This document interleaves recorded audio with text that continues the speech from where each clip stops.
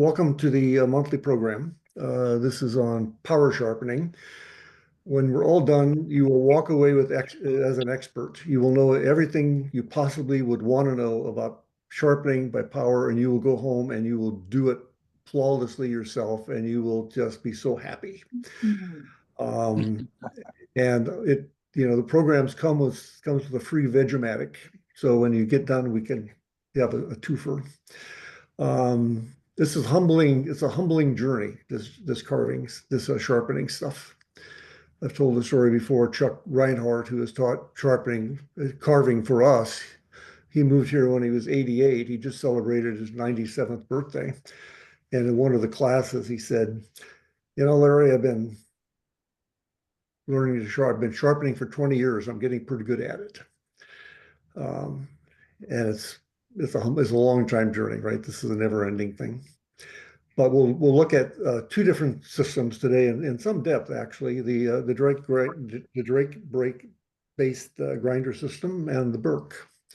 And these are mainstays. And in some sense, they are just representative of a number of alternatives that go faster than our hands can move. They get work done faster and they make mistakes faster. So it kind of depends on what you want to do. For those of you that are just getting started out and have one knife, it's pretty unrealistic to think you're going to spend $300 to $500 to buy a sharpening system to sharpen your $50 knife or your $30 knife. But for those that are doing more serious work and have more tools and have, more energy, then these powered motorized systems turn out to be important. It's a highly opinionated topic. Everybody has got their way of doing it. Everybody has got what they learned. I learned my I've got no volume. Yeah. Well, I don't have a. So John, I just muted you. But and I think everybody else is muted. If you're not muted, mute yourself, except Ken Means. So I want to come back to Ken. But it's a very personal kind of a thing. Nancy will share her journey and her experience with the system. And you're going to meet and see a 30-minute video by Dave Dignam, and I'll talk about him and that journey and when we get to that point. If you have questions, put them in the chat. I'll do my best to monitor them and feed them and get them answered if I can. Dave Dignam No, not unless I can get volume. Is not able to join us tonight. So I videotaped him about 6 weeks ago. I belong to the club in California where he belongs, and he was generous with his time. We shot about 2.5 hours worth of video, and I compressed the core of it around the Burke system into 30 minutes. And the rest of the videos will be posted online. If anybody is interested, just send me an email later on. That's tonight's program, Power Sharpening. Next month is Judy Caldwell. And Judy is an expert mammal carver.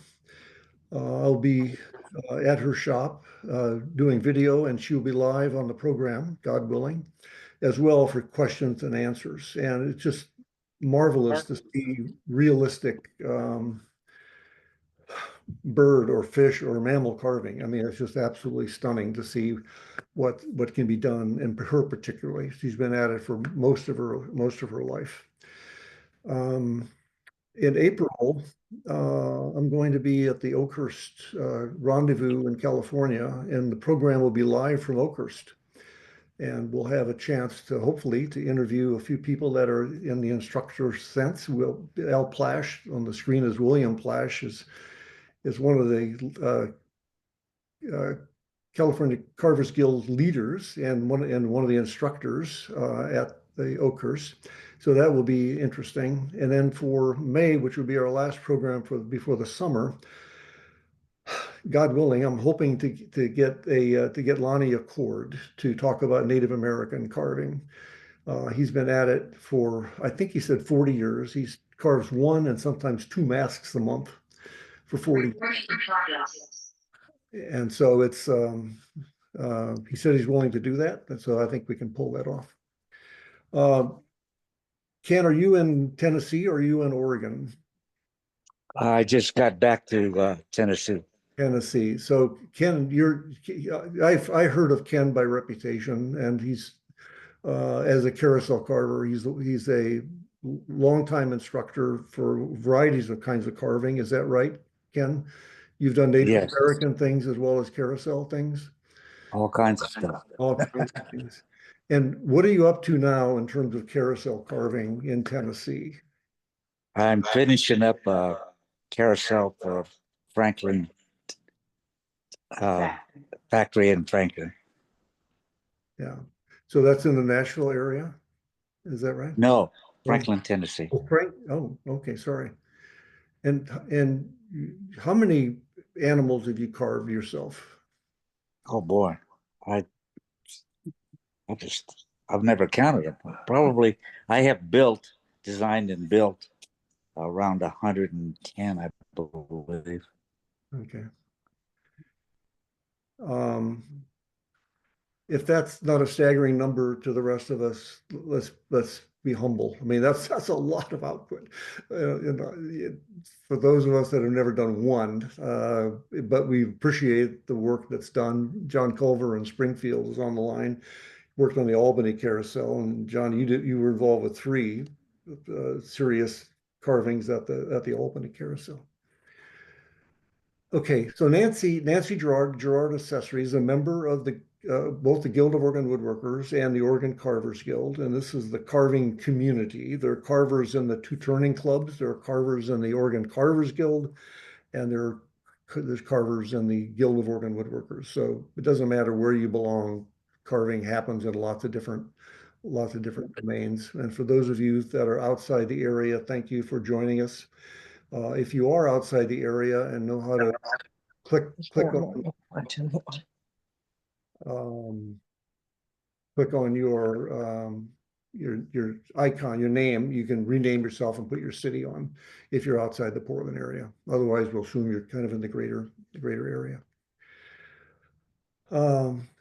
Nancy is multifaceted. She is a wonderful teacher. Nancy, I'll ask you to introduce your teaching background side of the thing. But tonight she's a sharpener, and she does sharpening for a fee, and it's a business, but it's a great resource, and she does sharpening for a lot of our tool library tools that we have, augmented by what other people in the club are doing. So we have a barter arrangement where that's worked out to both, I think, both of our advantages. And she's using the system you see in the picture with the orange motor. That's the Drake system. So Nancy, talk just a bit about your teaching, just so people know where they might plug in or send people to plug in and what you're involved with. And then give a background on the Drake system as far as you remember it. And while you're talking, I'll move out into the shop. Okay. Okay.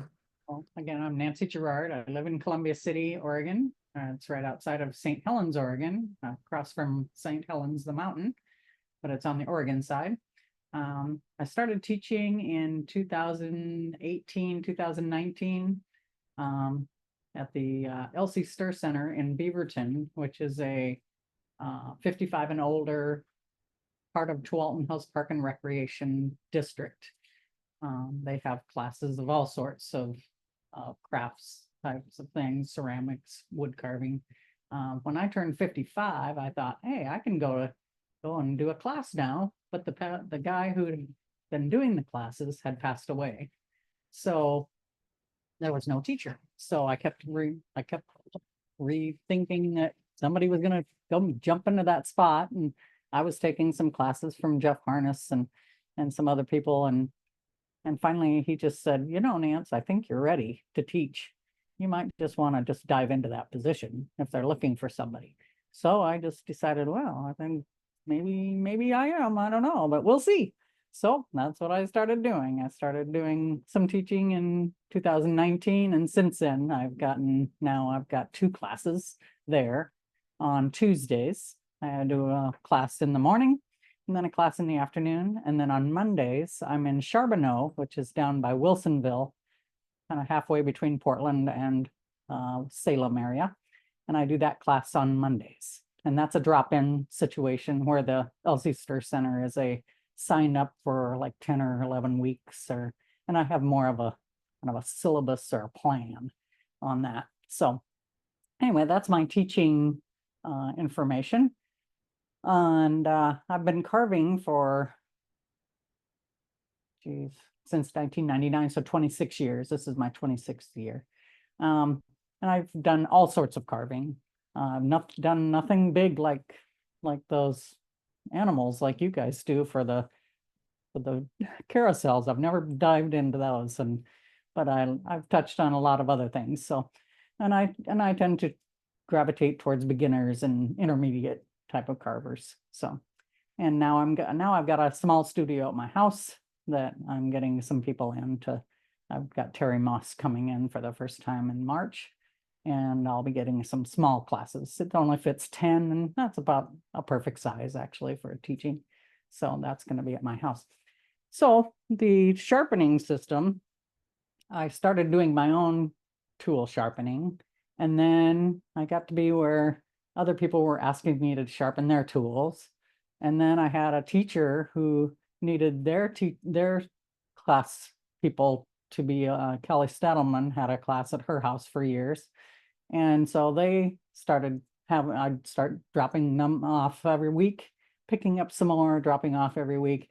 And it just kind of gave me a lot of practice in getting into practice the Drake system. And then also, then I started doing the Guild tools. So I've gotten a lot of practice in. And yeah, it is a practice thing. You have to burn through a couple of tools to learn it, but you watch videos, watch somebody doing it, and it comes. It's just a practice thing, like piano. You get better at it all the time. So just keep doing it and you'll get it. But what I find is that I have a gauge. I have this little Wixie gauge that I use for when I cut out my blanks on my bandsaw. I use this to make sure my blade is 90 degrees from the table. Well, I have found that it works really good on tools. So I figure out where my comfort level is on my tool, on where to sharpen. Okay, I'm sitting here like this. This is about my comfort area. Okay, so I put this little Wixie thing on here and I zero it out. Turn it on. And zero it out, and you got to stay real still for it to zero out. Okay, so it comes up to 0. Then put your tool on here, and depending on your tool, I usually use about 22 to 23 degrees, and you can just, this has a little magnet on it, sticks right to it. So you can just stick it up there and get it about that. It's never going to stay perfectly at 22 or 23. You're looking to get a general area of 22 to 23. And then that's where I start doing. Every time I go to a show or sit at a different area, my table's a different height. So therefore I need to find where that magic spot is before I start carving or before I start sharpening. So, but before I do that, I test the tool, and I have kind of a strange way of testing the tool. I'll take a piece of wood and carve with it, see what it's doing, see if it's got a scratch. This is not bad, but it's not a nice clean cut. So it's not as crisp as it should be. This system will not get out big nicks or chunks in a tool that need to be actually reground. I use my work sharp machine for that. And that is there again, this little Wixie thing gets on that, and you can do the same thing to find the angle on that machine also. So that will get big steel off, but this one will only do more of a, if you've got a little bit of a rough spot.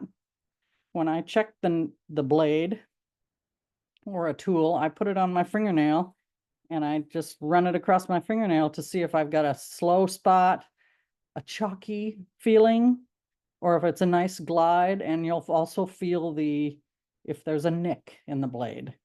Okay, then you know what you're up against, but your whole goal is to have a nice smooth glide on that. And you're looking to make sure that the wings are the same height. And you want to hit the natural bevel that was put into the tool. You want to get that same area. Sometimes I use a pen, a marker. And you can literally mark the area to make sure you're hitting the same exact spot as the blade is and that angle. Just literally put a black mark on it and then turn the machine on and start to see if you're going to hit that spot.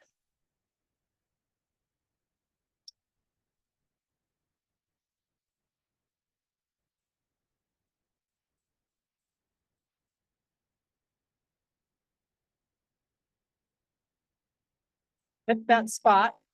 All my black is gone. Okay, now I'm gonna see if there's any burr on the edge. You're looking for just a slight burr. And that is that feeling of there's just not quite a glide there it's just a slight little bump at the end on the inside of the tool. So now you got to get that off. So you come over to this buffing.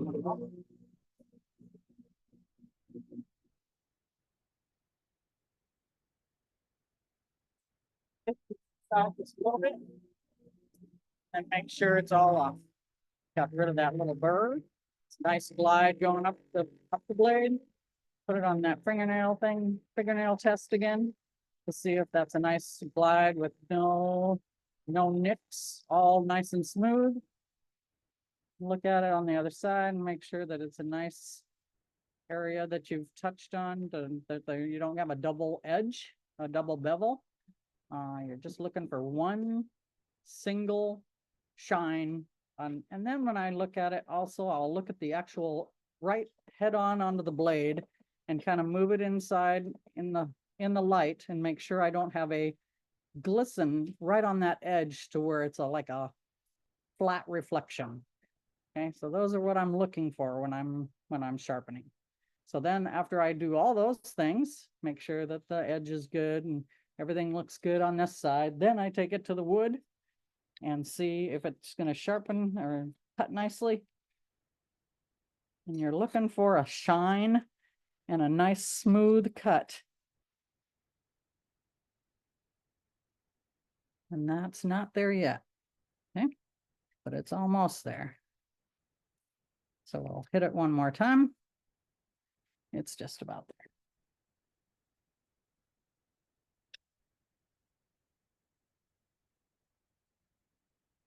So wick seam right there, that's goes right on there.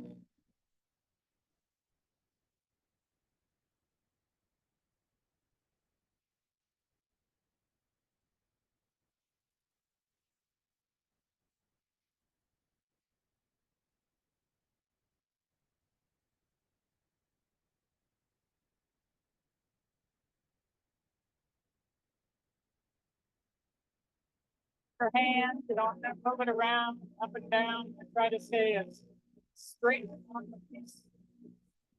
Put it down as possible. Put that inside lightly.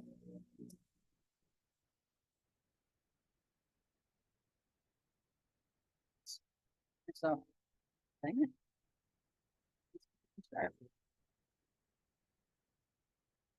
And now we got a nice smooth, and you're looking for a real smooth cut in there that's got a little bit of a glistening shine to it, and that's what you're looking for. Okay. So, well, that was a gouge. Now I'll show a knife. A knife, I've got two ways of doing a knife. I've got a little work sharp for a knife set up also. But I tend to use the Drake if it's not got any nicks in it. I'll use this Pelican knife. There again, do the little test with my fingernail. I got a nick right there that it just kind of grabs your fingernail. And I got another nick there. But they're not big, huge ones where I'm going to have to take it to the grinder. but they're enough to where they're making scratches on the wood.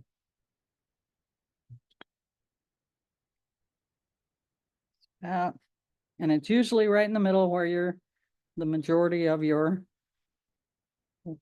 work is happening with this type of tool. It's not cutting nice and clear at all. So it needs a good buff on there. Okay, with a knife, you use a 15-degree where I put it up here at the top and I just barely lift it off of the wheel.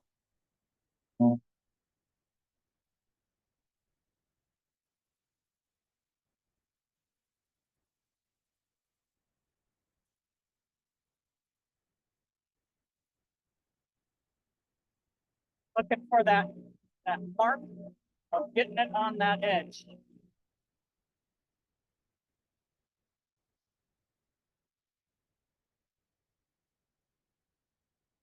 Get it real good on that edge there. Got some good loop on there. The other side.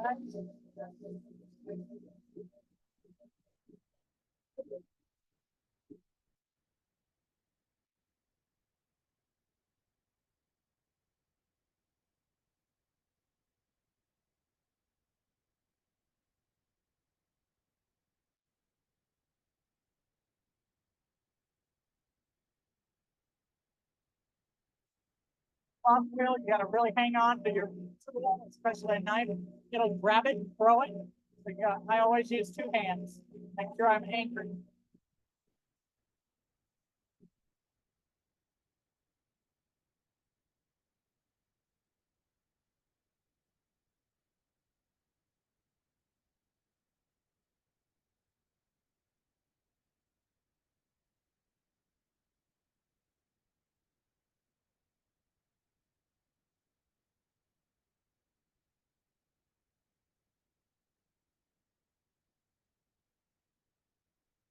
Nice shine on there. Looking to get that feel of those 2 little nicks I had. There's still one there. There's still one there. So I didn't quite get those out yet. Maybe bigger than I think. We'll hit it one more time.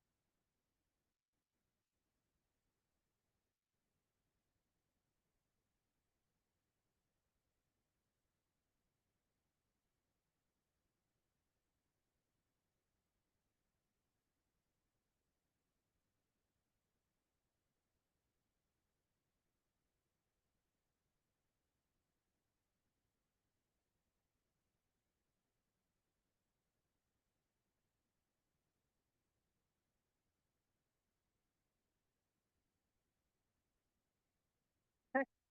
Got a nice smooth glide now. Don't have any reflection with the light as far as looking like a flat spot on the top of the blade. Grabs my nail when I test it. You're looking for no sliding down the fingernail. If it's good and sharp all the way down, it'll grab your nail and just make a mark. I tend to get kind of thin nails towards the end of a show. And then do the test. There are some chat comments that the camera was blurred and Uh-oh. well, I'm using an iPhone camera and it was too close. Oh, And I think okay. it blurred a little bit Okay. of the background. Do we So I need moved the to- camera back and I Okay. think Do we need from to what do I can see that. do something again? Okay, so now you've got a nice, it's not scary sharp yet, but it's got a nice cut to it. A lot better than what it was, but I still want to get it just a little bit. You're looking for a curl when you're cutting, and it's starting to get the curl. It's not quite there yet. So let's get it one more time. and then, oh, nice, scary sharp.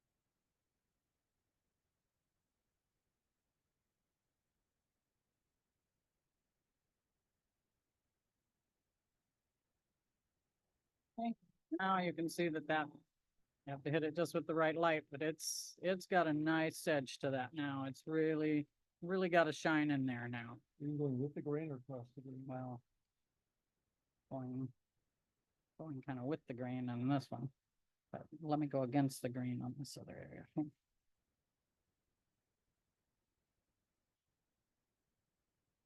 Give it a couple looks at the.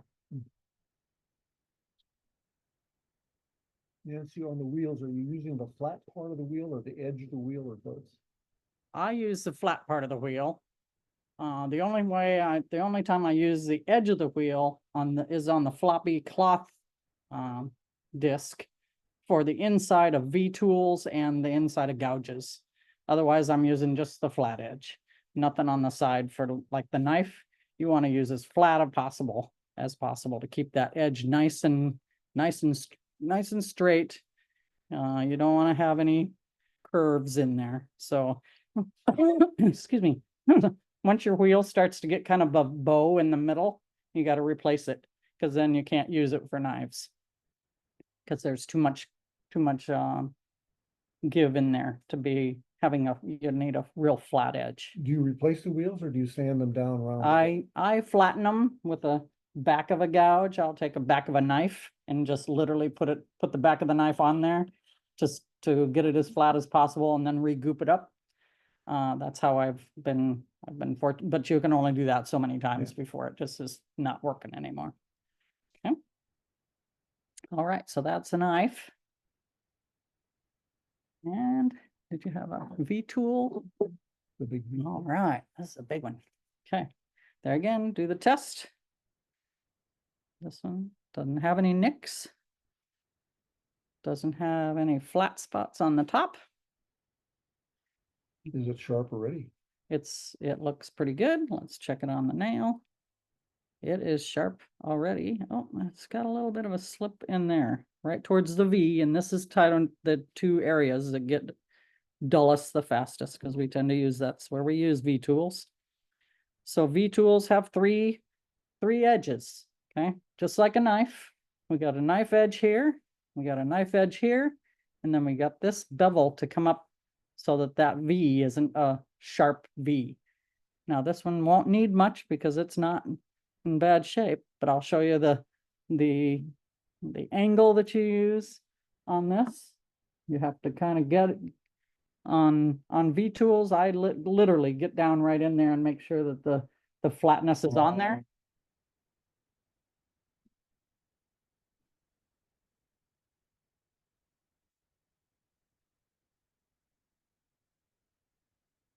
Make sure you get the whole blade.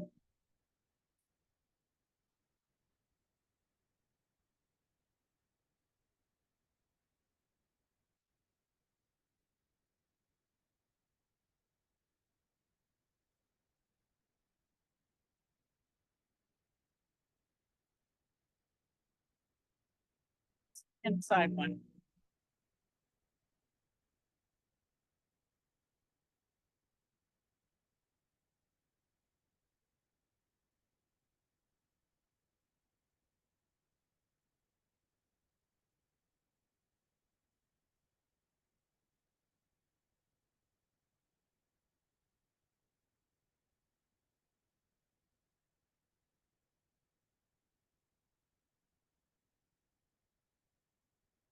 insides of V-tools, I turn my machine off and let the rotation get a little slower.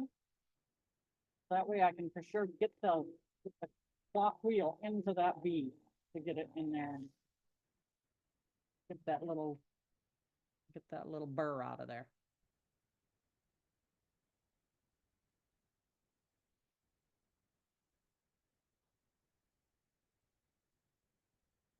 It's grabbing now.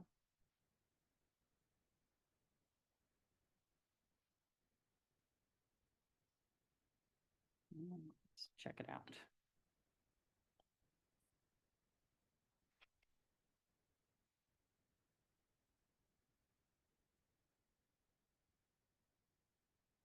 Okay, so what you're looking for, you're looking for that very inside of that V to get this point to where it's working for you. You don't want any scratch marks.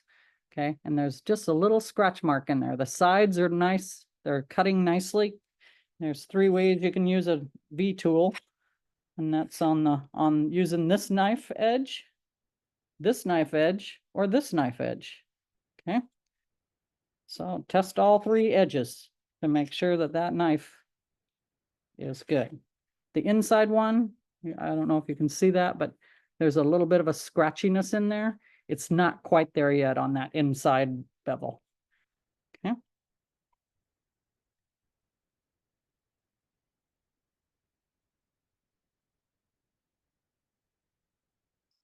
Side one more time.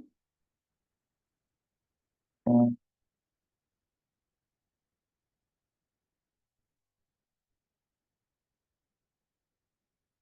right when I went to put this up to the machine, I've got a little reflection right at the very tip, and that's what's creating that little scratch.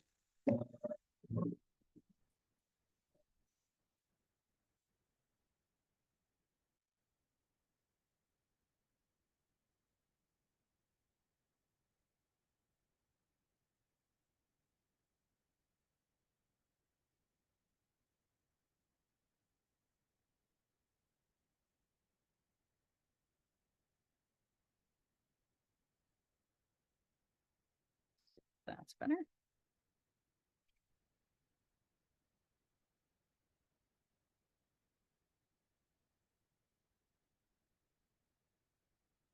Okay, it's just about there. It needs one more hit, but you get the idea. That little scratch in there is just from that little tiny flat spot.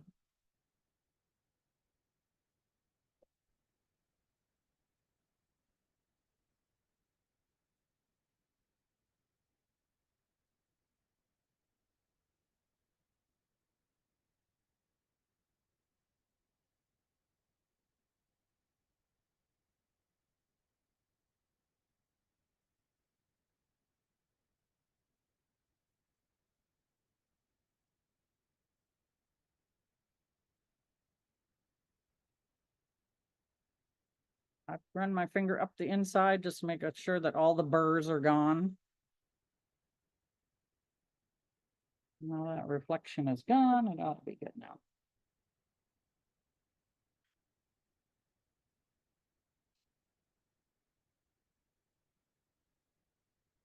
Okay, better. That was the first one with that scratch in there. Now we've got a nice clean edge in there. Okay. So that was a gouge, a knife, and a V tool. So here's a couple other examples. What would you do with a worn blade? Would you sharpen them even with the handle or out of the handle? I do them in the handle. handle? Yep, I do them in the handle. They've got a very small blade on there, and the cutting edge is very small. So it doesn't take much on the wheel to get that edge there. You can make it too big and you end up with hardly any, there's not a lot of steel here. Okay, it's a pretty thin piece of steel. So you got to be a little more careful with these. So you want me to sharpen this up? You don't have to, no. Okay. Do you ever But- quench? Do you ever use water to kind of cool it down if Yep, it gets too yeah, hot? and especially these, Yeah. if you're working with a small amount of steel, it can get hot very fast. Yeah. So you want to make sure you got some water. And I put my fingers on blades like this, where I'll put my finger there just to make sure I feel how warm it's getting. Mhm. And yeah, you can get your fingers kind of messed up with the goo, but it's just a small hit on it, and you got to make sure that you're very, very sleek and very quick with it, or else it'll get hot too fast. And once you get hot, then it takes the temper away and it just doesn't do well. So I heard that whiskey is a pretty good quencher. yeah, I haven't heard that. See, now this blade here is real thick. So you got more steel, so you can actually keep it on the machine longer, and the bigger tools like that, you can keep them on there longer. So here's a more complex tool. This was made by George Blackman, Mhm. a blacksmith and a carver in Redmond, Oregon. And he made a series of these spoon gouges for a spoon carving Mhm. class that Al Plash was teaching a couple years ago during COVID. How would you tackle sharpening that? Okay, so the angle thing doesn't work with this. Right. Okay, you have to go with the angle here. You got to get right down in there and figure out where the angle is. And like this is almost straight out from the wheel. Okay, so you have to just find that angle that's there, that's built in on the original tool, and stay with it and make sure that you keep yourself anchored and follow that along the whole edge there. So after without you get the moving. edge, do you work backwards to try to smooth off the back, or you just assume it's okay and leave it alone? No, this will be fine. Once you hit it with this, that kind of blends this has got enough buffer, I mean, enough grit on it to where it'll blend that in. But you really, you can kind of feel where that edge is, where it That stops. transition to Mhm. the back. So make sure that you get that full edge there that's on there. And this is where a good one to use the pen and put that pen on there. So that way you make sure that you hit that whole edge.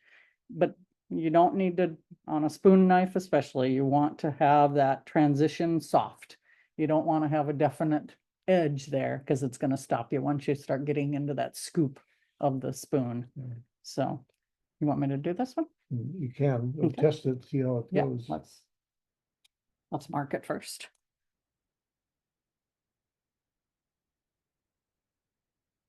Your buffing wheel has a lot of threads in it. One, two, three or four threads. It's pretty stiff. Mhm. The ones I took, Jeff Harness was my mentor as well as for some of the others. He had basically no stitching in it. It was really a floppy Mhm. thing. What's your trade-off and what's your observation about the kind of wheel? How floppy is floppy and how rigid is too Mhm. rigid? This is really the only one that I've ever used, Okay. so I don't know anything else. Okay. I feel that a little bit of the resistance there is good. If you have so much floppiness, you're gonna end up creating a rounded edge on things. Mhm. That's how I feel. But, I don't know personally because I have not done that. Okay. So let's test this out first. So what I understand from both Gil Drake and a talk he gave to us about 3 years ago is that these motors running at full speed are 3450 RPM, and at that speed, the non-stitched buffing wheel Mhm. will tighten up. Yeah, they But if you will. run at a half speed, Yeah, it slows then down then and then it starts, Mhm. so it now becomes a trade-off Right. between whether you run these things with half-speed motors or full-speed Mhm. motors. Yep. Um, Okay, so this tool is quite dull. It's got some just rugged cuts in there. Let's work on it. Let's test that to see if it's got any. It's got, right when I put my finger on the very first edge here, it's very chalky, and then it's got one little chip in there, but it's not a big deep one. And then there's another one there. Okay, and more chalkiness over here. So on the edges, it's gonna chew because it's very dull. So that's fixable on this. Yeah. Yep, I'll gum it up again now.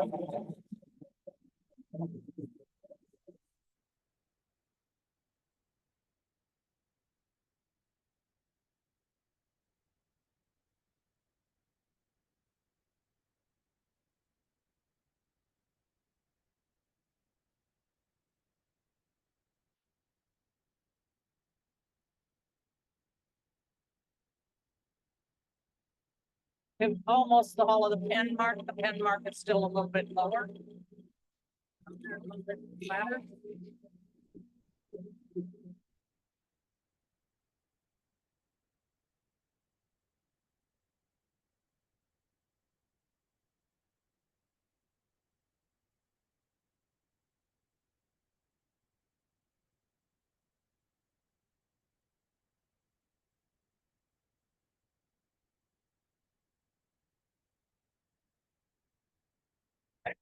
Got all that pen mark off now?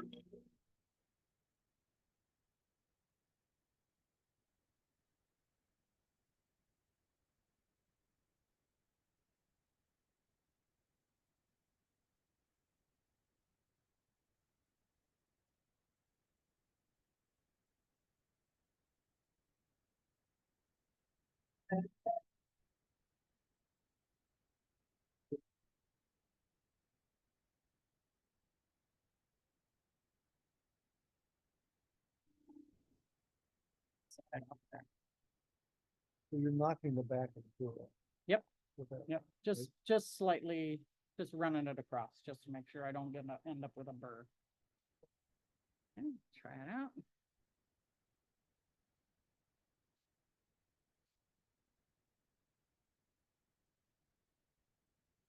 Okay. It's just about there.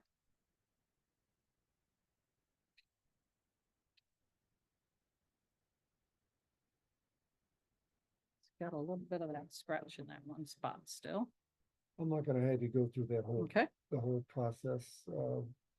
But I would like to have you talk a bit about your experience with the work sharp as is, your knife, your other attachment that you've got.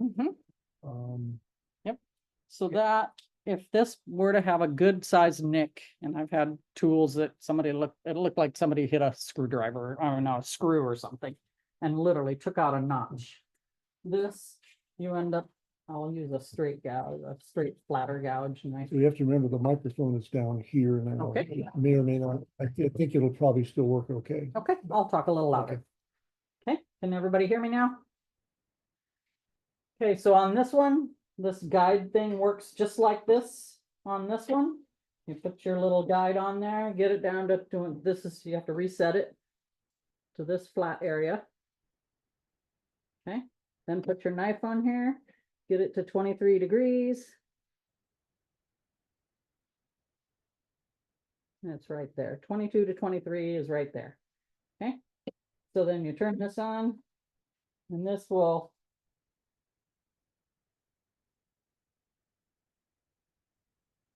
okay, and this has got a pretty good grit on it, so I'm gonna be, you'll see, if you see a little burr form, you'll know why.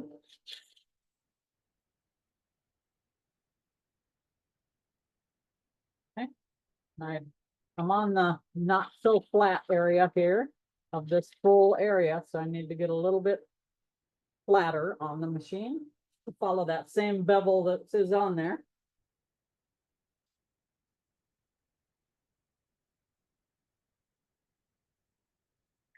Where are your eyes focused now? At the edge, I'm on the You- I'm looking at the very tip of the knife. you're looking at the point of contact. Yep, and making sure that stays in one place and stays even on that. So it's not going up and down, or, up and down or over, or, trying to keep it in one spot as long as possible. Okay, so now that's the nice spot there to where now I can take it to this and get that bevel blended in. And at where I've done it on this, where the difference is you can see the difference of the grit that's on this versus this. So I use these two in cohorts when I have a chip, or if I want to get a new angle, if the tool has gotten a rounded edge on it, to get that flat edge on there again, I use the work sharp, and then I go back here to finish it off. Nancy, I'm gonna go back into my Okay. shop and I'm gonna leave the camera here. And did you talk about what you do at LC Store, the kind Yeah. of projects you do? Oh, I didn't really talk about the projects that I do. Let's just give a context so Mhm. people can say, that's for me or that's for my buddy, Uh-huh, kind of yeah. thing. I'm gonna try to rejoin back Okay. in. Okay, I'll blend this later. So the LC Stir Center class that I do on Tuesdays, I have for the 10 or 11 week long session, I usually do 3 projects now. One in butternut, one in cottonwood bark, and then one in basswood. And one of them will be in the round, one of them will be a little bit more of a relief carving. And then whatever the other one is kind of a mix between the two. So that way everybody gets a chance to work on some different types of wood rather than just basswood or just cottonwood bark. And I've often done sharpening class, stropping and with the hone and that kind of thing in there. And then today, like in my class, I was working on painting, the painting skills of finishing your projects, which a lot of people don't finish. So trying to get people to finish their projects and do some painting. And then, and then that way they can try different things. And we just got a grant from the Friends of the Elsie Stir Center that gave us tools. They bought tools for us. So now I have tools for the class, in the class all the time. And then I take them home once every 2 months or about once every 6 weeks and sharpen them at the house and make sure that they're all stay sharp. So that's about that. And hope this part taught you something, and keep sharpening and strop, as it always keeps you away from this part if you keep stropping and keeping your tools in good shape. Yeah. So, Can you hear me, Nancy? I can. I'm looking through the chat questions. One of them from Charles Sapp, who is the chairman of the board of the National Woodcarvers Association. Hello, Charles. Does the floppy have a finer compound than the other wheel? Yes. Using white. Yes. The white one has a high finer grit than the green. Yes. So it goes green and then white. And this is a diamond, almost a jeweler's type of grit. So this is a really nice fine grit, but my wheel's getting quite dirty with it. So need to get another one pretty soon. So, And the right wheel, does it have leather on it, or is it a MDF? it's an MDF. Are you Yeah. buying those or making those, or? I buy them. Yes, they are hard to find. When I do buy them, I buy them in bulk because I can't seem to find them very often. So I buy 3 or 4 of them at a time. But this one, if you move your knife and do different knives on them often, the surface stays pretty flat. So just a variety rather than just using one, like a little U gouge, or the tiny micro tools really grind into these pretty hard. Of course, they don't. Your little tools, they have quite sharp edges on them, so it's easy to grab these and make little dents. So yeah, just keep them in good shape, keep them as flat as possible. So Yeah, great. Just a couple of comments. The Carving Special Interest Group meets on the third Thursday at the Guild of Oregon Woodworkers in Multnomah Village. And we timed that program to be a follow-up to this power sharpening class, like demo kind of a thing. So it'll be a chance to get some hands-on experience with that if anybody is in the local area and can do that. That's an option. And then Tom Rich wants me to point out also that the East Side Gathering, Carvers Gathering, meets on the first Saturday on Northeast 31st and Sandy, and they're not doing sharpening per se, but he does a lot of interesting whittling projects and encourages people to bring their own projects and carve along from 10 until 1 at the Morning Star. So that's in the newsletter and on the website for information. So Tom is restarting in March. They took a pause in January and February. And then in the carving SIG for March, April, and May, the focus is on spoons and kitchen utensils. So it's going to be a 3-month intensive looking at those kinds of carving those devices. And there will be both green and dry wood and a variety of spoon gouges and knives, of course, and other gouges to get your hands on. Tom Sipe asked the source of the wheels. So where do you buy them? That I meant to write that down before I came here. I knew that was going to come up, and I don't know. I'll have to text him. or text you and let everybody know. So I had to call Bonnie the last time and find out where to get them. The Bonnie Drake is the Jeff, wife. Jeff, Jeff Harness used, and recommended, I bought, Razor Sharp. They're kind of a compressed paper wheel, very sturdy. There's source, they're either inch or inch and a quarter wide.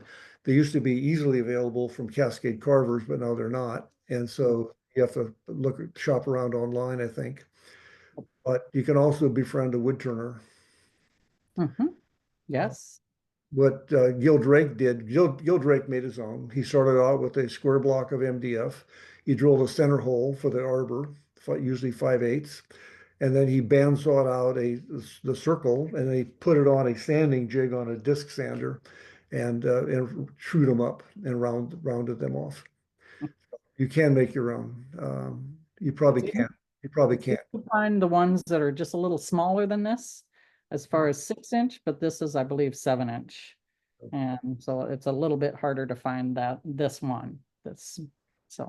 Nancy, if you could follow up with the source of the MDF, that would be great. Tom Sipe, the newsletter editor, said it will be in the newsletter. And Right. if I get it back in time, Any of these. So I know a lot of people are wanting to know where, so I will get that to you. yeah, and these videos are posted online, and I put out a notice when they're available. And any information and handouts that are available, I include in that announcement email. So one advantage of registering, even if you can't attend the actual live program, you will get a follow-up usually, and get additional information. Okay, well, Nancy, anything else you'd like to, you forgot to say that you thought about but didn't? No, just practice, practice, practice. And You'll get, what was your handheld device? Did you show that? oh, the little work sharp for knives. There again, if you've got a knife with a big nick in it, this is what I use for that. And this is the work sharp, just built for knives. This one, I've got two of them. And when I go to shows, I tend to do jackknives and all that kind of thing. So this is a kitchen knife and pocket knife one with a 20 and 25 degree turn angle on it, that this thing moves, the little arms on the things move.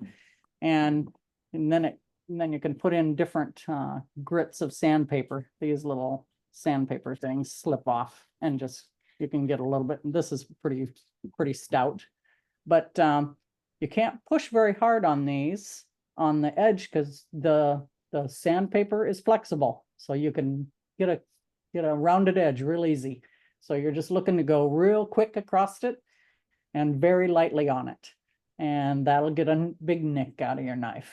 These are made in Oregon, down in Ashland. The work sharp machines are, and you can always get new blades. I mean, new sandpaper rings through them, or through like Word Crafters, or what's the other one? Can't think of the other one locally here. Wood Crafters, yeah, Rockler. Yeah. Rockler, yeah. I think Rockler carries them also. So. See, John Kunkel asked, where can you buy the Drake system, and what does it cost? You know, I always say to keep an eye out for people who are getting rid of them and selling them. I don't think Gil Drake and Bonnie Drake have them in their possession anymore. As far as, I don't think they sell them, but I haven't checked with them. So they're kind of expensive. I think this one was 150 at the time, and I've had this for quite a few years. If you can find them on sale, I've found them in the used areas for 75 bucks or so. Yeah, snatch them up if you can find them.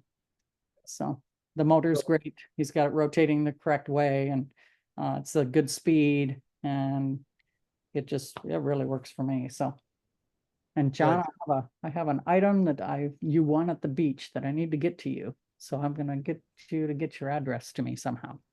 So John, my answer would be, I don't think they're available to buy. They're available to make.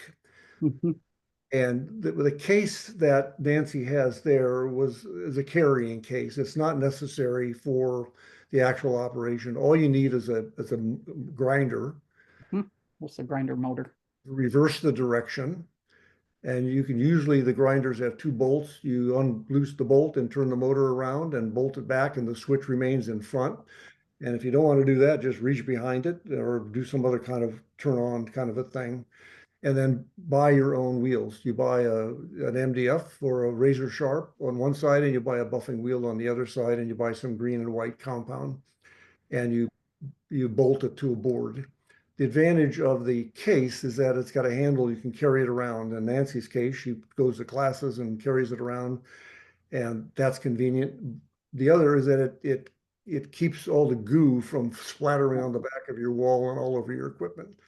What Jeff Harness did is he didn't have a case in his shop, and he did 7 classes a week, 3 hours at a time. And he just took a paper plate and cut a little notch in it and just held it behind the wheel to catch the debris.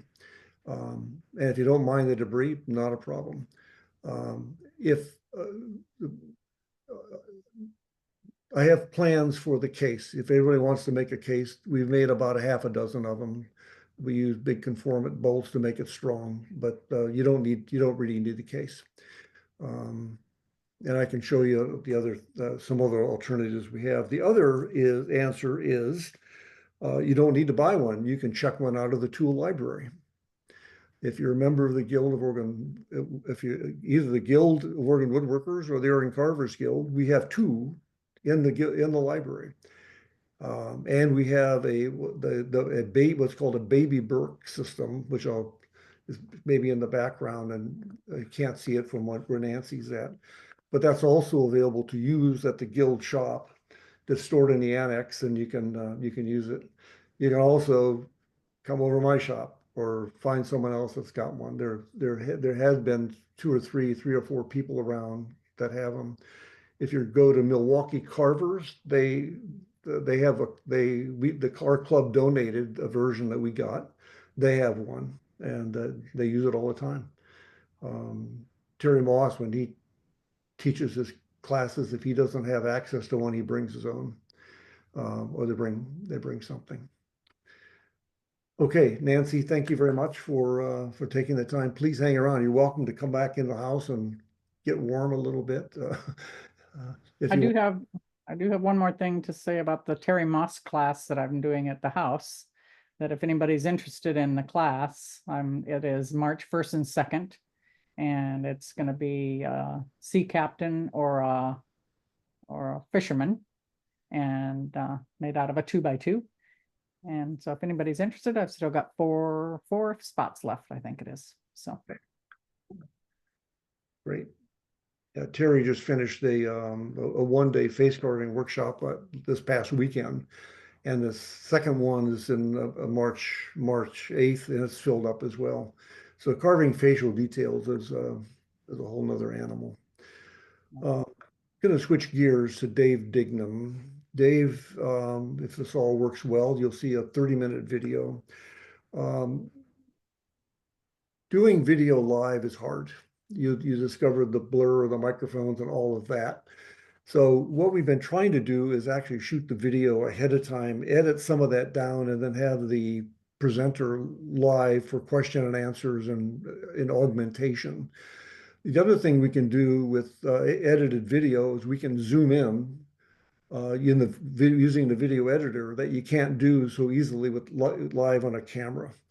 So I was able to do that. Dave is a member of the Central Coast Woodcarvers in Morro Bay, California. And that chapter is chapter 7 of the California Carvers Guild, which is a huge club. It's around the state. They used to have 55 clubs. Now they have about 40, I think, in various stages of repair. But it's a big state, and it's a big population. And Al Plash here from Ventura California is a leader in that club and an officer in the California Carvers Guild. He and I met through our joint membership in the Central Coast Woodcarvers Club. And we joined there because that was the only club in the entire state of California that was doing anything online during COVID. And so it was a lifeline for that. And I've kept my membership up, that we'll still meet online twice a month. And they got some, and then Scott Lang, who was the president there, was a speaker for us on making your own knives out of jigsaw blades, and I'm hoping to capture him for doing automata talk and carving. Dave is their expert sharpener. He is their go-to guy, and he's got his own opinions. He's got his own life experiences for that. Their club, as many clubs, use the Burke system. The Burke system was designed and built by John Burke in Nebraska. Passed away at least 10 years ago. His family, his wife still makes them and still sells them. Comes in a variety of configurations. And in all the travels that I went through, that's what I saw when I went to various clubs. They were around. They're 350 to 500 bucks, I think, depending on what you got. Chuck Reinhardt, when he moved here, standardized all of his sharpening on his version of the Burke system. They had a mechanic in Rochester, New York, who made 25 of them for the various members, and they bought them. So they basically reverse engineered the Burke system. And what is it? It's a motor and a shaft and some wheels, right? And so whether you use a grinder or some other form of it, there are variations of making motorized systems. We're not going to go into the other alternatives, and there are many alternatives. Chipping Away in Toronto area makes a belt sander, 1-inch belt sander that's got a lot of characteristics, and you'll see one of those at the studio at the Multnomah Village. I think it's my particular current favorite, but then again, tomorrow I might have another current favorite. But the problem is that you end up not being competent on various systems. Corey Levine in our club loves the work sharp. He's mastered it. He does a lot of really good sharpening, and the various stores carry that, and you go to a demo and they are really good. It's a really nice system. It's commercially available. You don't have to futz around with buying your stuff and doing it, but it's got pros and cons, and you really have to understand what those pros and cons are about. If we have time, we'll go into that. But Dave Dignam, you'll see this is a talk on the Burke system. I edited specifically on the power sharpening Burke system usage, and you'll see some his techniques. And his techniques actually could apply to the grinder-based system that Nancy was showing. Every time I look to see the hands, what people are doing, I learn something. And so we'll see if this works. I'm going to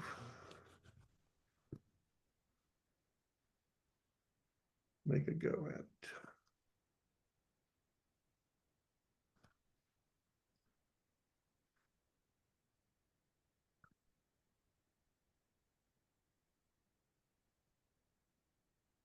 Okay, can you see a picture of Dave Dignam, John? Okay.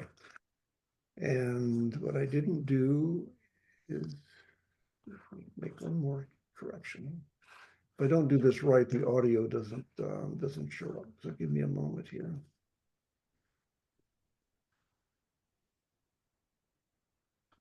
Okay, there we go. So this is 30 minutes. So I would encourage you to stick with it. I'm in the background. We're in a church hall where they meet weekly. Every week they meet. They got 25, 30 people show up. We're in a kitchen, and you'll see some interruptions, and I edited some of those out. One of them was a leaf blower guy that was on the outside. We cut that out to the best of my ability.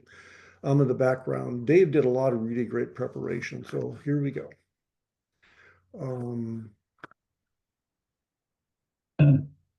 Sharpening system. This is a John Burke sharpening system.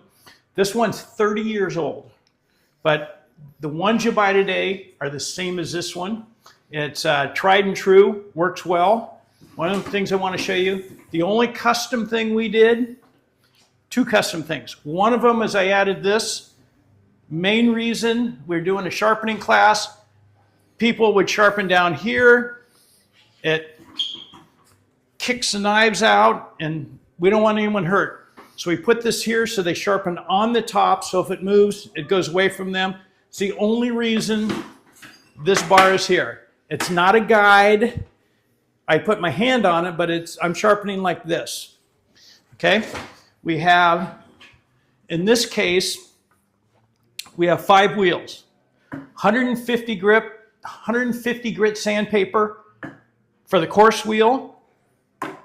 This one's probably a 320 for the fine wheel. Here's our pulley.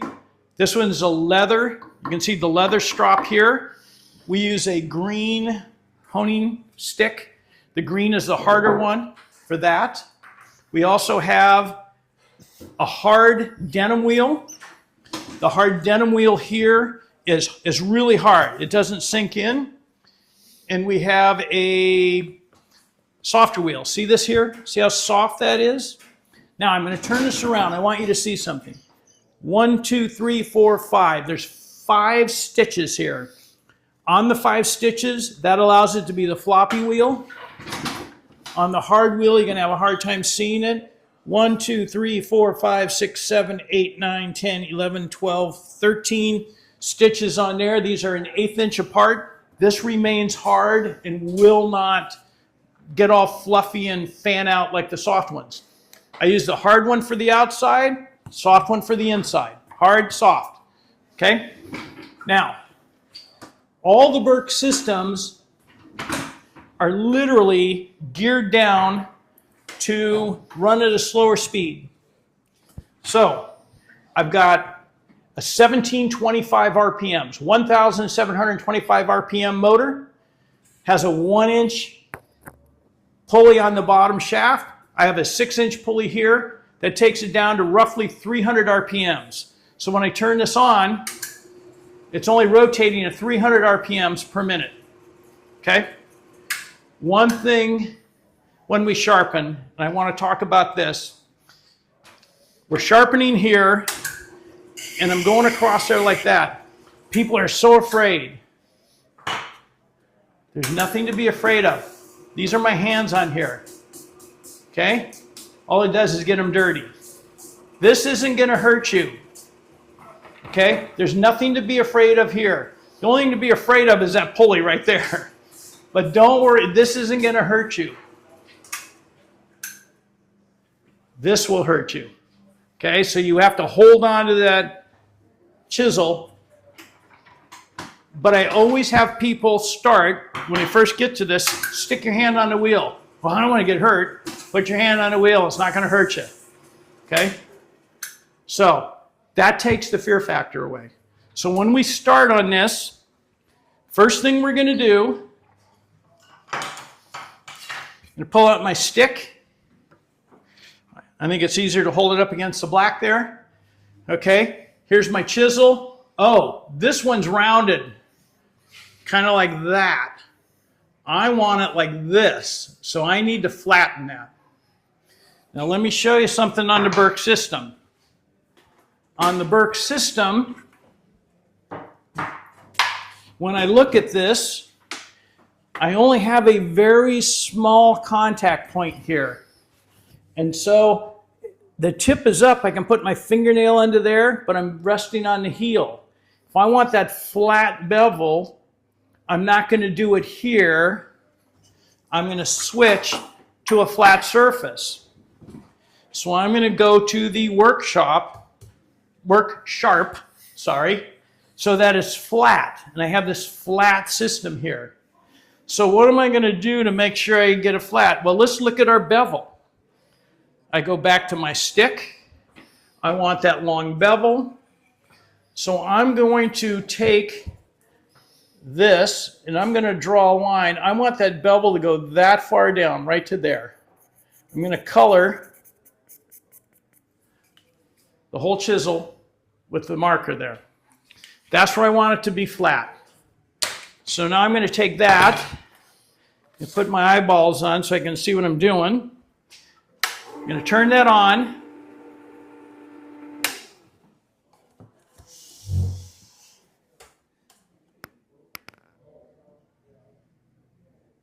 .580 RPMs. So that's running slower, I'm going to take this and I'm going to carve that down.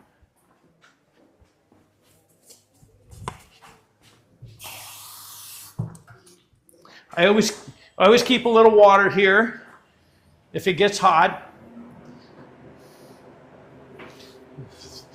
Now, I'm going to go over this again. The closer your hands are to the cutting edge, the more control you have. So I'm holding my fingers here. I'm going to turn this on. I'm going to hold this down here. I'm going to lock my arms in. So I've got this tight here. I'm going to come across.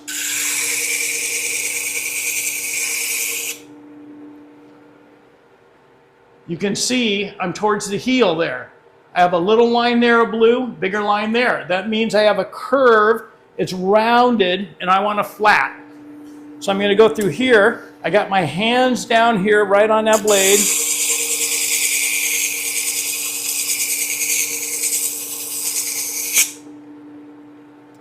Okay, see how far I am? Now I'm a 1/16 inch away from the cutting edge, still have that line on the heel. What I'm doing is flattening out the roundness.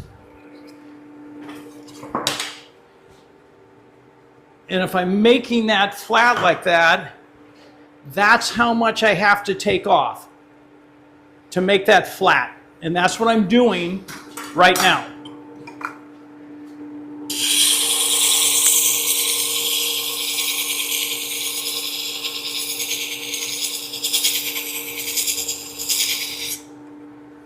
Okay, still working on that. There's no heat here because I'm using 120 grit diamond stone.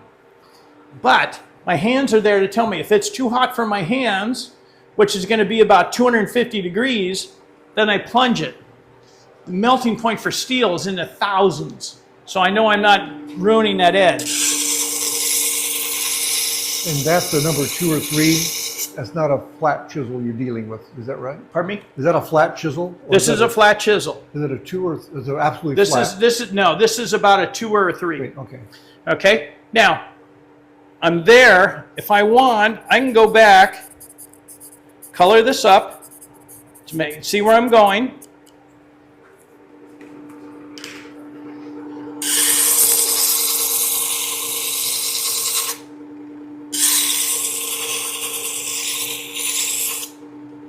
You can see I've taken that off. I'm almost to the edge now.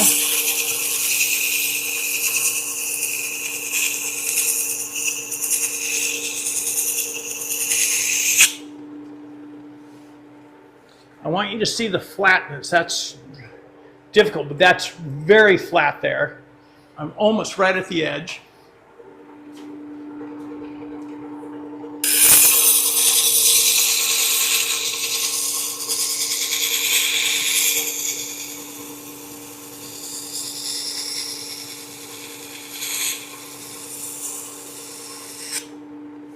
Okay, I'm at the edge.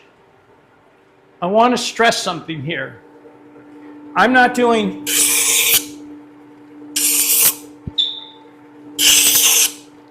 you don't see me doing that. I make a surface cut. I'm there. I've got my edge, and I'm staying there until it does the cut I want. So I'm down there.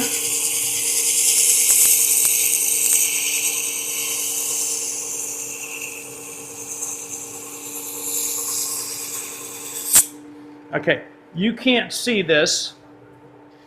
I'm looking at the edge there, and you can see how that edge is rolling over? Put it on against your black shirt.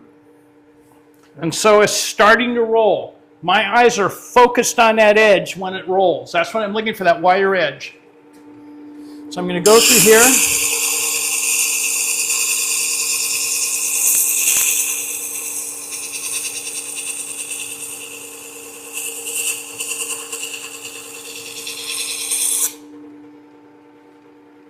Okay, so I've got a wire edge forming on there.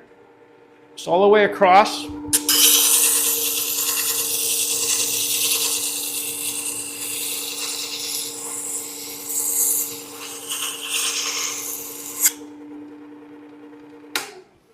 nice flat.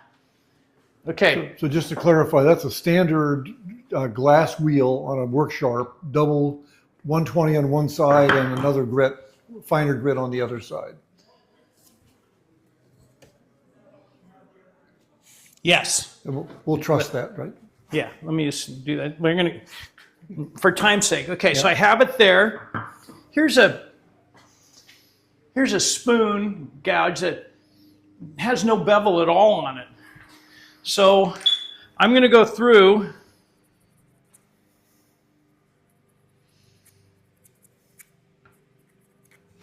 I want a bevel like that.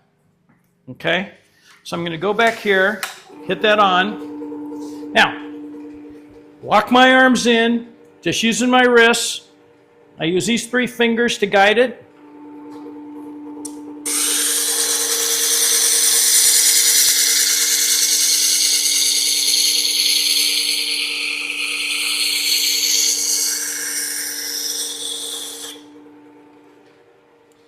My right hand is turning the dial on the radio. I'm in my car, I'm turning this back and forth. You can see where I sharpen that. It's taking the blue off. Okay? And I'm creating that bevel in there. So,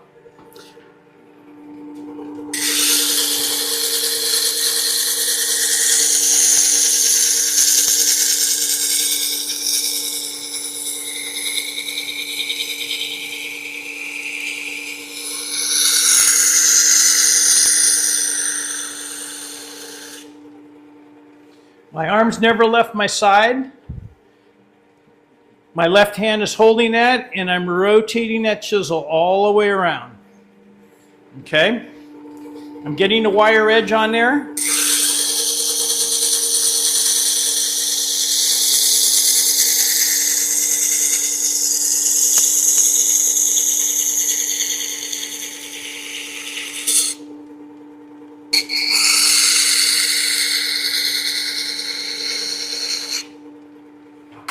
Okay. I have my bevel. You can't see this, but there's a wire edge on there all the way around. Okay, so I've got a bevel, a wire edge, that's flat. It's not rounded over. Okay, I'm done with the work sharp. I'm going to come back over to the Burke system.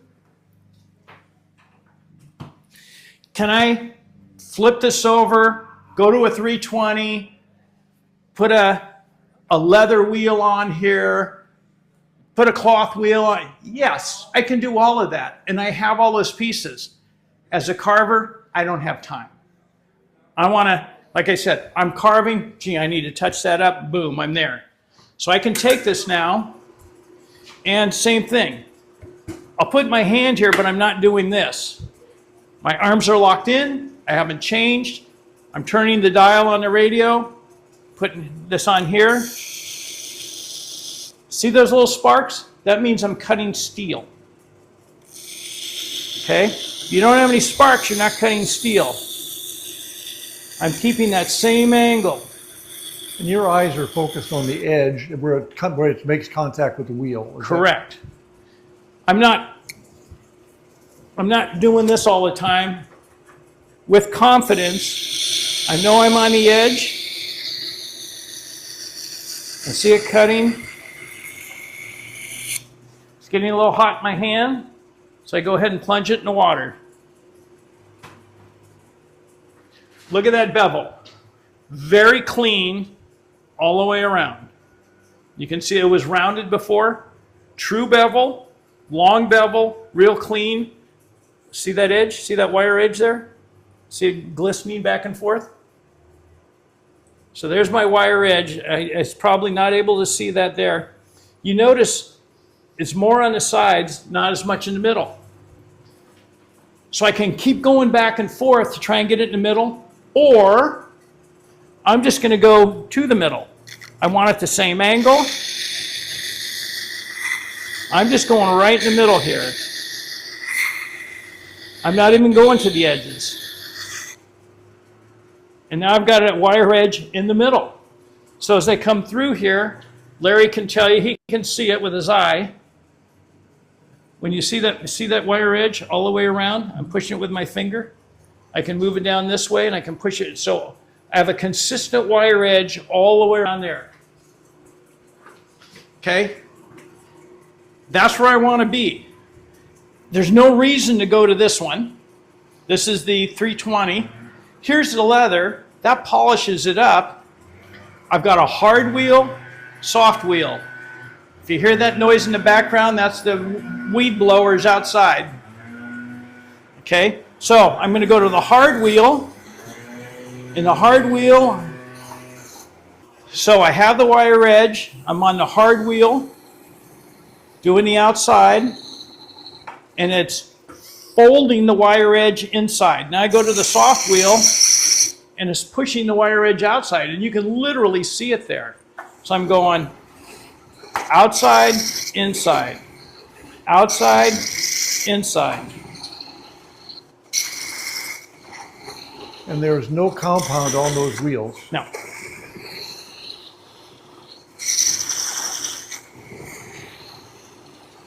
these are new wheels, so I'm getting a tremendous amount of dust coming off there.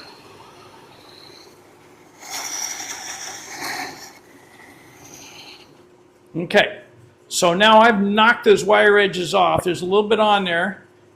I can feel it with my finger. There's a rough spot right there. So I'm going to take that. Just going to sand that rough spot off.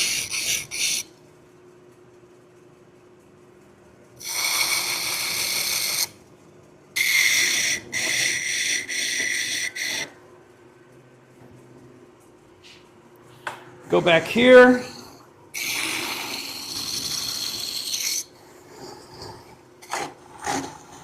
And I'm holding onto this chisel because I'm putting a lot of pressure on there, knocking that wire edge off.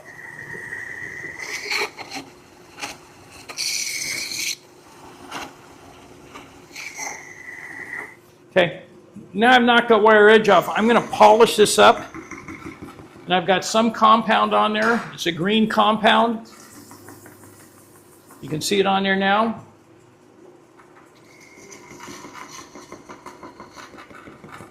So I'm polishing it. Now, look at my arms. My posture hasn't changed from there to here.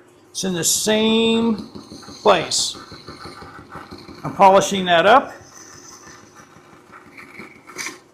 I'm going to buff it up here. Why do you buff it? That's a mirror finish. The smoother that's polished, the easier it glides through the wood.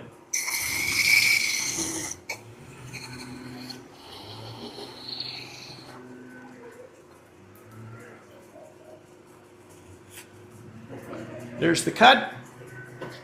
There's the feel. So here's, you don't see any cuts there. That's the feel, okay? Nice and smooth. Now, same thing here. On the work sharp, I flatten it out. I'm going to go through here.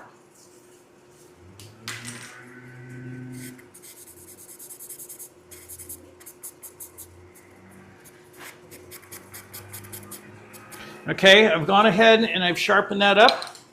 So I've colored that in blue again. I'm going from the work sharp to the Burke system. Lock my arms in. Hold it here.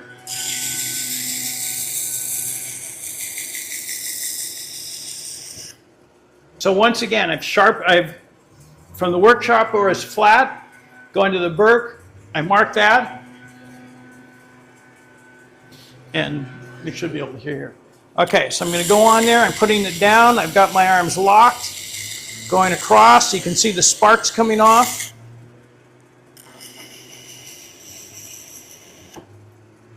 You can see where I've taken that off. See how flat that is? I can maintain that flatness even on the Burke wheel as I'm going through. I'm running my fingers to see if I have a wire edge on there. My eyes are focused right on that edge.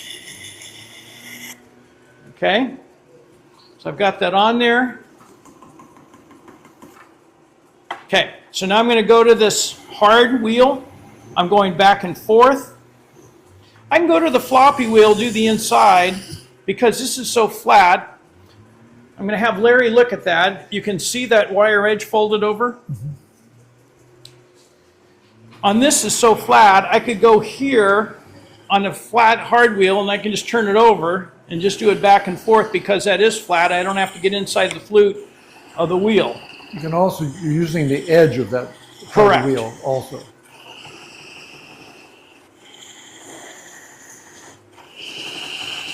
One of the things on these wheels, they're 2 half-inch wheels put together, so there's a hollow spot in the center.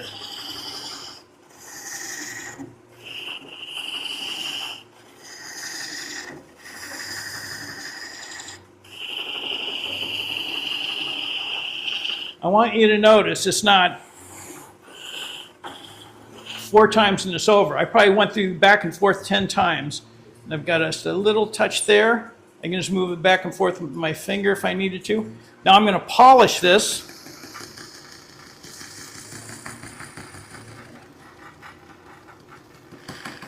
Just a touch on this side because it's a flat wheel. I can just hit it there. Going back to the hard wheel here, just to buff it.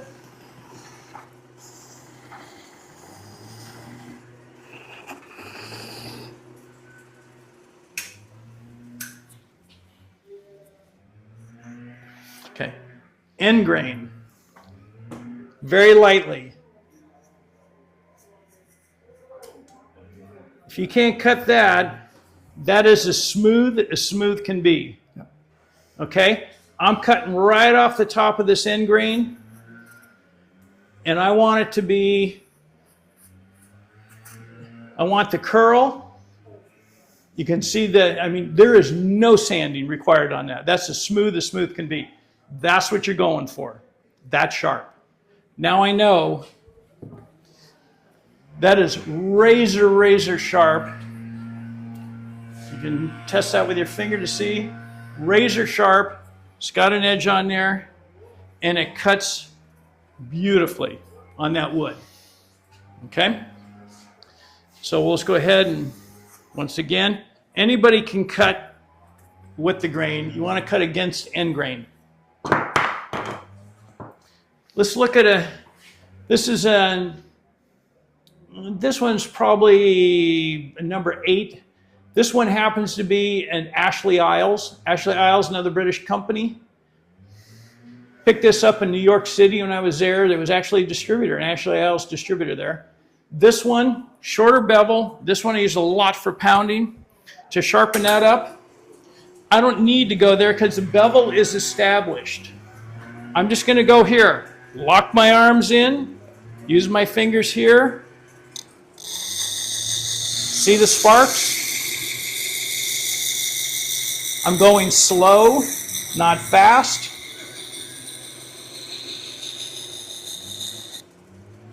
Okay. Really flat bevel on there. You can see the flat bevel. I can see the wire edge already starting to come through. It's a little shiny spot right there, which means I haven't gotten down to the edge yet. I'm just going to go there. That's clean all the way across. I'm going to run my finger on there. I can feel a little bit of a bevel. a little bit of a wire edge on there.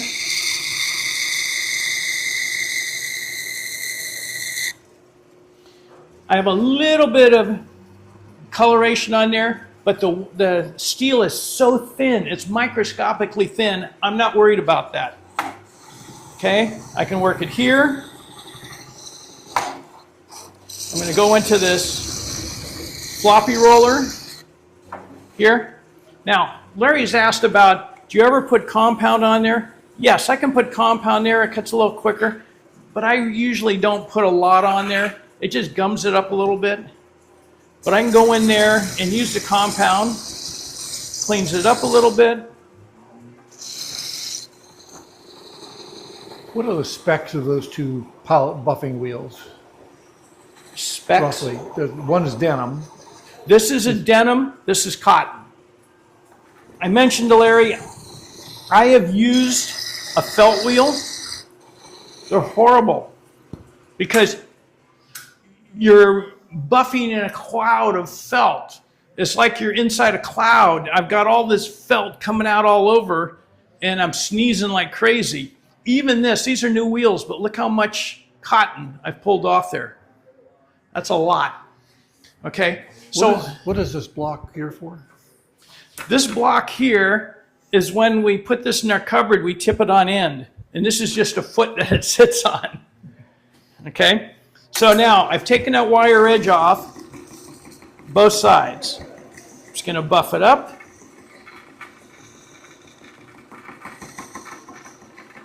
I'm not going inside the flute.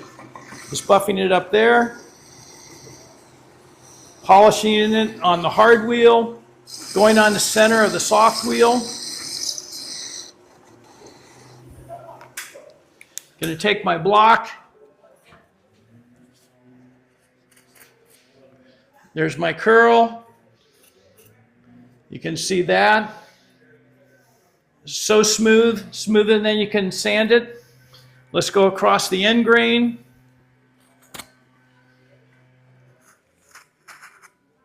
There's that.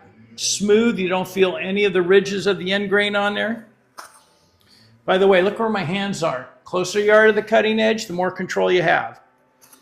I could not do that back here. I'd probably stab myself.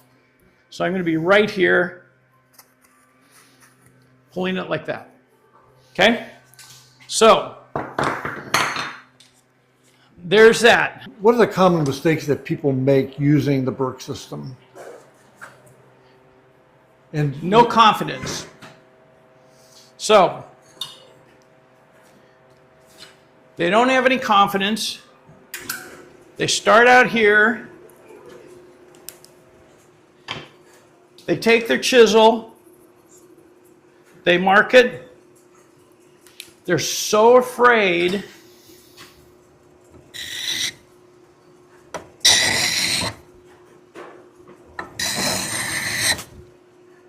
Every time I do that, I'm starting all over again.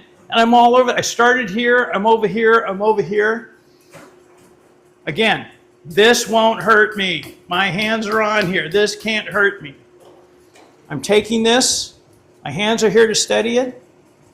I'm down here. My arms are locked in. See how slow I'm going?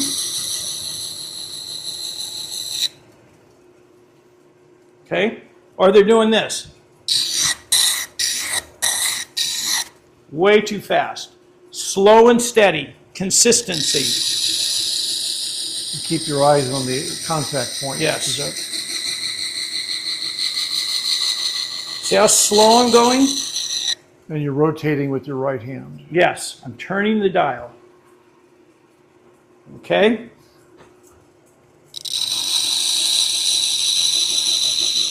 Going slow, turning the radio dial. Just like that. All the way around. Okay? With confidence. I know that's not going to hurt me. So let's just go slow. Take my time. There you go. This is a John Burke sharpening system. This one's 30 years old, but that is Dave Dignam. So there was about a lot more video that I could have put in, but didn't. But I would, if you have questions, I'll try to answer them. Unfortunately, he could not be with us, but he will try to answer them actually via email. I can feed the answers back. I'm going to make a couple of observations. That bar, that piece of wood that he had to stabilize his hands, the Baby Burke system that we have does not have that. There is no version there. Nancy, could you take the phone on the tripod and just rotate it so that it points at the Baby Burke? Okay. Maybe you can even lift it up and move it a little bit closer. It's going to be fuzzy. It's not going to. it's got four wheels on it. It's got two sanding wheels, a leather wheel, and a buffing wheel.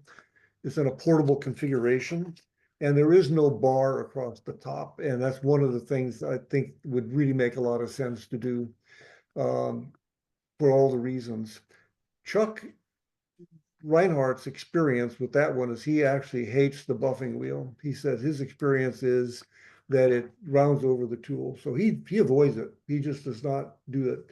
You also noticed in what Dave did, he didn't really use the second sanding wheel. He did all the work on the coarse wheel. And the issue with coarse is that it will not overheat the tool. There's some tendency that people want to go to really high grit, then you have to dwell longer with the metal and it overheats it. And that was interesting. And same thing that I observed Chuck when he used his system, that he tended to only use the coarse one. What Dave didn't describe at his own shop, he's got his Burke system mounted on a bench and it pivots down and then rotates back up. So he can really quickly get at and do it in a very compact way. I was struck by Dave's not using compound on the wheels. I mean, that kind of blew my mind. It pierced every single belief that I have about the work being done by the compound, not by not buying by the stuff underneath it. You did put a little bit on, but I'm going to stick with mine. I'm going to stick with the compound, but you get to choose what you want to do. You can obviously gum it up and do too much of it. The wheels he put on are new. I mean, he put them on specifically for this videotaping. He said the other ones lasted about 5 years, and they just kept getting smaller and smaller and smaller. You can see all that the fabric coming off of it. The other thing I really observed with him is that he's actually bending the wire edge back and forth, back and forth, back and forth, back and forth. He's wearing it off as opposed to breaking it off. And this seems to be one of the great debates about sharpening philosophy, about do you just keep going back and forth until it breaks off? There's some other professional carvers, and you might be sharpeners, you may be one of them. He took a piece of maple. He took some silicon carbide on the maple. He just ran it right through the edge and just broke the wire edge off. That's a choice, right? So it takes time. He said, let's get on with it. Let's just do it. My observation or belief about that is it creates a serrated edge when you break it off. And that serration is a lot of little micro ridges, which make it actually weaker. So there's a pros and cons about efficiency and time. I will put out a link to the Chris Schwartz's book called Sharpen This. To me, it ought to be in everybody's library. Chris is a master woodworker, sharpener, teacher, everything. He founded Lost Art Press, and he's done so much. I learned so much about sharpening plane blades and chisels when I was not into carving that it quite amazing.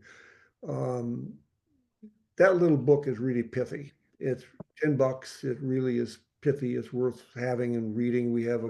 There's a copy floating around in our own library, but I would offer that as a reference. Another reference is Chris Pye. Chris Pye probably wrote more books on carving than anybody. He did a sharpening by hand video with Rob Kossman that's available. We have a copy in our library. On his website, which is now shut down, he actually described his own power sharpening system because, as a professional carver, he didn't have the time to do it by hand. He did it with power, and he had an extended shaft on a grinder, and guess what kind of wheels he used? He used felt wheels. Okay, so here we go. So we get to choose between them. I've also discovered there's a difference between cotton and muslin, and so muslin, that you get different textures of cotton, right? And so when Dave Dignam used that denim wheel, that's thick cloth with a lot of stitchery and made it very, very stiff. And that's why I asked Nancy that lead-in question about her own wheel that had a lot more stitchery than the one that Jeff taught me on, and which I use today. But it also, I ran across a sheet from Gil Drake that says, do not run these at less than full speed, the floppy wheel, because it will slow down and soften itself and be too loose. And you have to, when you push it in, you're going to round over the edge. I'll ask you for your own observations. And I think the one observation I came away with that was really significant for me was the notion of using a work sharp with a diamond wheel to flatten the back of a tool. I had not seen that before, not had contemplated that before. And for those of you that can attend the Carving Sig meeting in Multnomah Village, Dave made up about 5 of those wooden sticks that he showed. He showed one stick, which is a straight and rounded over.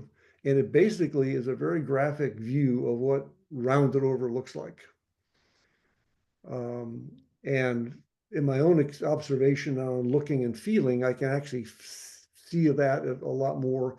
And I've got a number of tools that need to be flattened. And I now have a whole lot clearer of a picture on how to do that. So here we are, it's 8:45. Some people have gone to bed, particularly the East Coast people have decided, except Bill Bender in Georgia. Okay. Questions, observations, comments? Al, what do you use? You use a work sharp? Yes, I use a work sharp and I use diamond plates. And diamond, the hand, yeah. And I really enjoyed Dave's take on things. I feel a lot more confident on things now, both him and Nancy's. So it's really excellent. Yeah. To me, one of the augmentations that Jeff Harness did for the grinder base that Nancy uses, he actually puts a little block of wood in front of the hard wheel on the right, which becomes a hand rest. And otherwise your hands are floating. I don't know, I could see Nancy's hands. She was actually kind of resting them against the motor as to kind of give a piece of stability. Dave Dignam held his elbows into his body, and Roger teaches this on the video. Mary May does the same thing. You have to have a frame of reference, and if your hands are floating above it, you don't have that frame of reference. Russ Lawrence had a demonstration of a mini potter's wheel. He made his own do-it-yourself slow speed motor using a mini potter's wheel, $35 from Amazon. Roger made another version of that and different set of experiences. But in both cases, they had a piece of wood or a piece of metal in order to rest your hands in order to give that stability. And Dave made a point. He don't rest your tool against that bar, but in fact he indirectly was, because he was holding his hands against it, and then that formed the basis for the distancing thing. A lot of nuances, right? A lot of nuances. You think of these angles at 22 degrees roughly, your body cannot stay within a couple degrees. So it's like, okay, how do we do this in real life? Can we learn a lesson from the lathe people? Oh, lathe people. Yeah, when they sharpen, they use a stand that has an angle to it, and that way they can set it on the stand, and it stays at that angle while they're working on it. So you set it once, and it's not relying on your ability to have a steady hand. Yeah, thank you, Bill, for that. Roger is visiting Providence right now, so he probably can't answer that. But there's a whole world of other variations of that. We didn't talk about Tormek and its cousins from Grizzly and Variations that have a lot of accessories for doing that. it tends to drive the cost up a lot. But I haven't seen it. I haven't seen any carving sharpening jigs that deal with the angle thing. Joe Jadrowski's online. Joe brought he's a turner and a carver and a woodworker. And Joe, I'll just speak for you just to describe. He had about a 12, 15-inch disc, about an inch and a half thick, that he put a plate on to connect to his lathe. And the lathe then could crank down to 0 RPM if you want. It's very, very slow or very fast. And it had an edge band on it. And he also put on the side where the opposite the clamp, he could put sandpaper on it. And so he had a big flat surface and a round surface. And the speed of the lathe being variable gave him some degrees of freedom that we don't have in other systems. At Rockler, at our meeting a week ago, Doug Carlson Swanson, I'm not sure if Doug is online now. Oh, Doug, you're still there. Doug bought a system that was a repurposed massage motor from a foot massager kind of thing that goes really slow, really slow. And it was yet another alternative. Charles Sapp made a comment, I have a Tormek and jigs for my turning tools, but had no success in using them for my carving tools.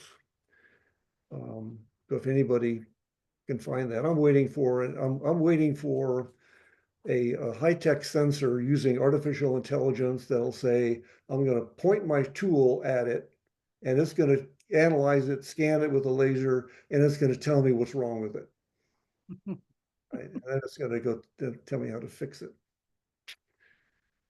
I'm going to end with a story. There's several strategies for sharpening. We have to sharpen our tools, but how we do that is one way is we can marry somebody that knows how to sharpen, and you have them do that, right? Another is befriend somebody that loves to sharpen. There is a story of a dentist who retired from dentistry, became a woodworker and learned how to sharpen, and he discovered that's what he likes to do. He just sharpened. He didn't do any woodworking. He just sharpened. He was the most well-loved guy in the club of anybody. He just sharpened everybody's tools. Jeff Harness, in his 7 classes, 3 hours at a crack, he kept tools sharp. People in that class,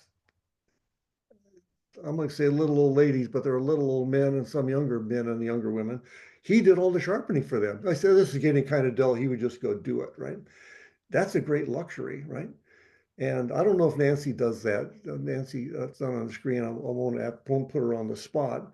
But frequently the classes have the instructors will just touch it up. You could do that. You could buy disposable tools, and people laugh, of course, right? You buy $50 gouges.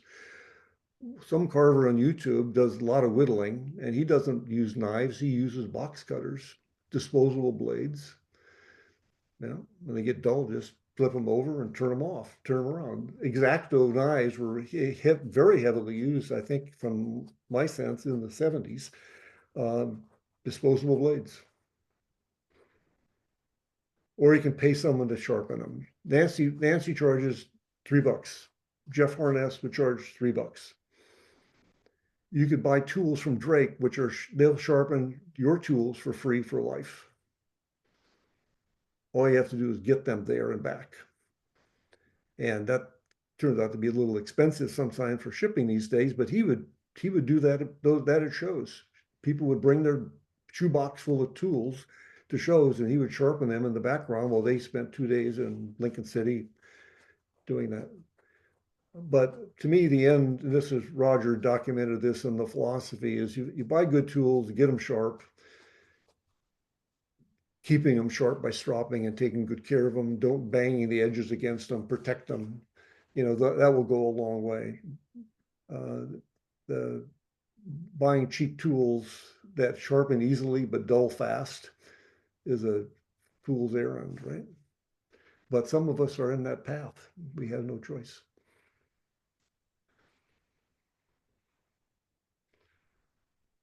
Okay, Doug in the chat said, yes, I'm here. It said it's called the Tom Z knife massager. It goes like 20 RPM. It has a forward and reverse and a lot of torque. And it does a really good job on his knives. So thank you, Doug, for that. Okay, everybody awake? Time to go.